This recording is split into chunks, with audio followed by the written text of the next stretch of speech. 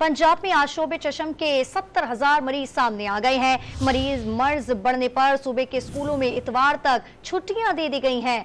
मर्ज की वजूहात और तिब्बी माहिरीन की राय पर मबनी नुमान लियाकत की रिपोर्ट देखिए। शोबे चशम ने भी हमले तेज कर दिए। अस्पतालों में मरीजों की तादाद में इजाफा होने लगा। लाहौर में ये तादाद 4,000 के करीब पहुंच चुकी है। म्यो अस्पताल के शोबा अमराज चशम के सरबराह ने बताया कि मौसम में तब्दीली वायरल इन्फेक्शन का सबब बन रही है। आप इसको एडिनो वायरस कह लें, इसको आप पिंक आई कह लें, ठीक है। हाईली कंटेजियस वायरस है।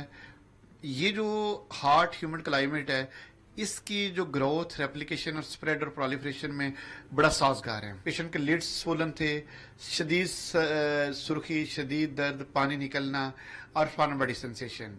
गंगाराम अस्पताल में भी आंखों के मर्ज में मुब्तला मरीजों की तादाद मामूल से बढ़ गई है। हमारा जो आउटडोर है ना आई का, वो तकरीबन कोई 150 से लेके कोई 170 तक है। उसमें से 1/3 हमारा जो है वो अशोबे चशम, जिसको वायरल कंजक्टिवाइटिस कहते हैं, उसके पेशेंट आ रहे हैं और ये ग्रेजुअली बढ़ रहे हैं अब थोड़े से। माहिरीन ने तजवीज दी कि रश वाली जगहों पर जाने से गुरेज और चश्मे का इस्तेमाल किया जाए तो इन्फेक्शन को कंट्रोल करना आसान होगा। कैमरामैन आरिफ अहमद के साथ नुमान लियाकत, डॉन न्यूज, लाहौर।